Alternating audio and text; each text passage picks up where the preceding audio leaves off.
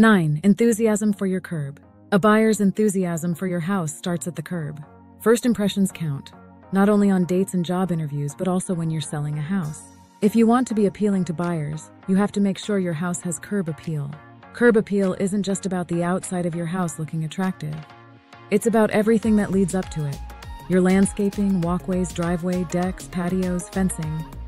Basically anything you can see from the curb. And it matters way before the buyer even drives up to your house to see it. It's usually the first image they see when they're searching for houses online, which is where most buyers are looking. The last thing you want is a buyer scrolling past your house, let alone rolling past it in a car because it lacks curb appeal. Here are some things you should consider. 1. Does the roof look good? 1. Or does it need to be power washed or even replaced? 2. Are the gutters clean? 3. Are the windows clean? 4. Does the exterior need power washing, a paint job, or new siding? 5. Is the lawn well kept? 5. Are there bare spots? 6. Are shrubs and trees trimmed? 7. Are flower beds weeded? 8. Are the walkways, driveway, and any patios or decks clean and in good shape? As with interior repairs and renovations, you shouldn't necessarily go overboard to enhance the curb appeal. There's a fine line you don't want to cross. So make sure to consult with a real estate agent for advice on what you should and shouldn't do to spruce up the outside of your house prior to hitting the market. 10. Prepping with pets. If you don't have any pets, you can skip this section. But if you do have pets, this section might be a hard pill to swallow. Let's just get down to it. It might be a good idea to consider removing your pet from the house while you're selling it. I get it though. Pets are part of the family for many people. Sending Fido or Fifi off for an extended vacation isn't something many pet-owning homeowners want to hear, let alone consider. However, if you own any pets, you need to consider and plan for what you will do with them when there are showings. Well, at least ones that roam around the house. Fish in a tank or hamsters in a cage. Not much to worry about. But a large dog or a quick cat that'll bolt out the door when someone walks in. That's another story. It's especially important if your pet is aggressive, loud, or distracting. For example, a barking dog may not be dangerous, but it can keep a buyer from feeling at ease while looking at your house.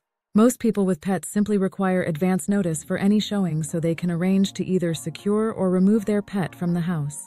This is fine, but it can get in the way of buyers coming to see the house, especially if it's difficult to get an appointment. So make sure to be ready to jump whenever someone asks to come see the house. Your best, most motivated buyer may want to see your house on the spur of the moment. And if they can't see yours easily, they may buy another one they were able to go see. So if it's going to be too difficult for you to accommodate showings on the fly, you may want to consider arranging to have your pet stay somewhere else. 11. Where to when? Where are you moving once your house is sold? This is probably not the first time you've heard that question. In fact, you've probably already asked yourself that question. Because if you're like most people planning on selling their house, it's a huge concern. In fact, many people who are planning on selling their house are often more concerned with where they're going than on preparing their house for sale. Unfortunately, this often leads to them making mistakes and losing money. For instance, they find a home they want to buy, and then just throw their current house on the market with little or no preparation. Or they accept a weak offer because they don't have a choice.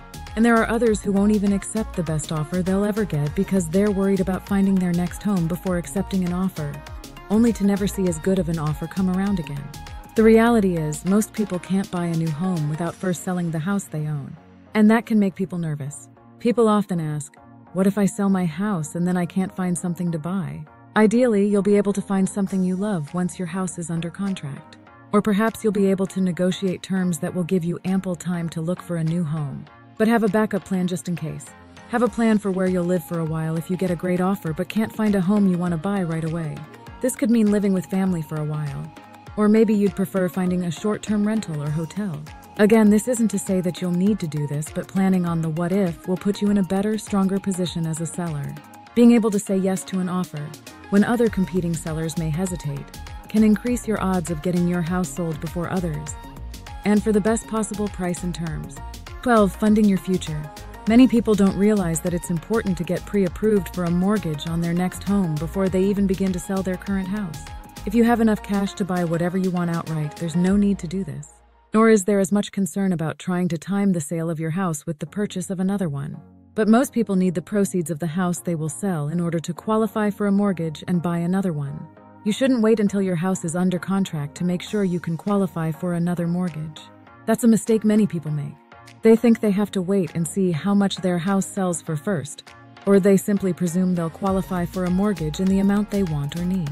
The last thing you want to do is put your house on the market and accept an offer, only to learn you don't qualify for the amount you want or need.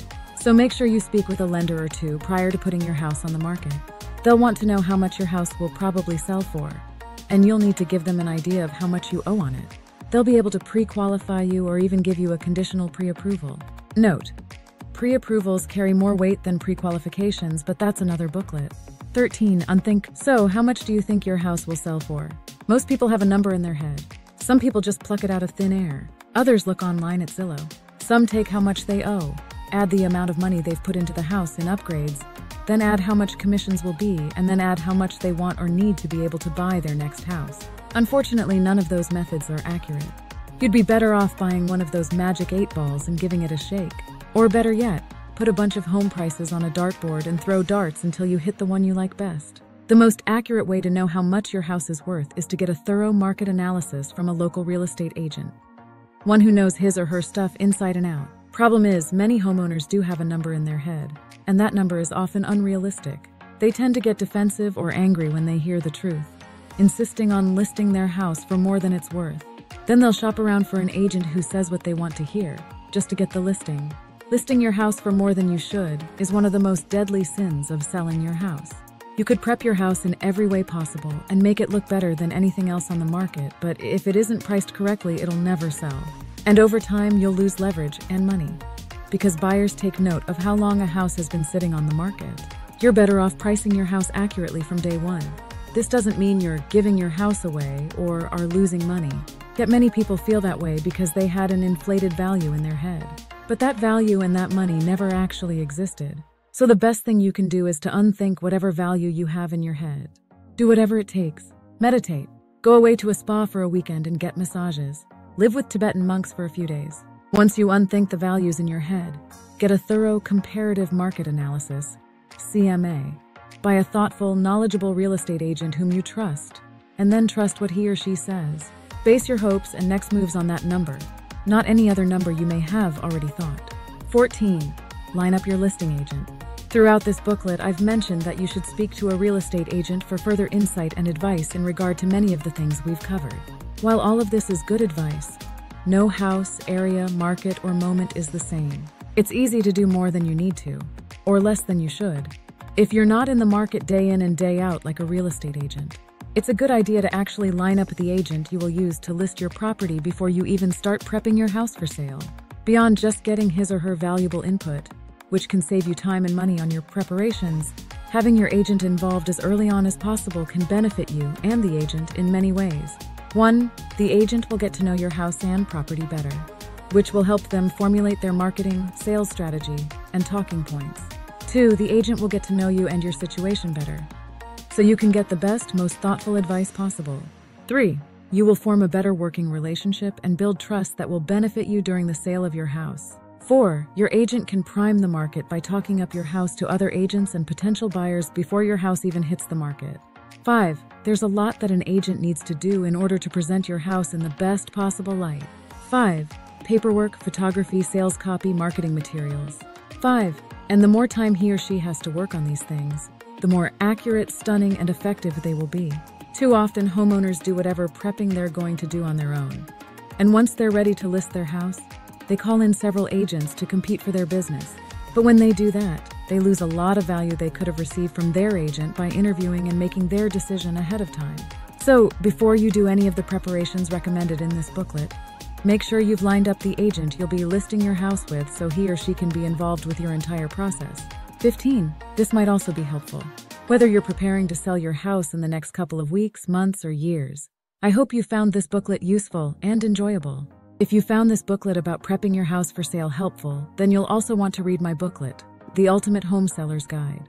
While this booklet helps you get your house prepared, my seller's guide delves into what you should expect from start to finish, and it'll help you sell your house for as much and as quickly as possible.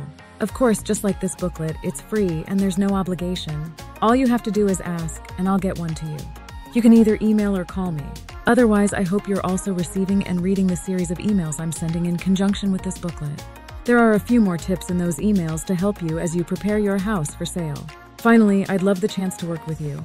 Just give me a call before you're ready to sell so I can help you prepare your house for sale.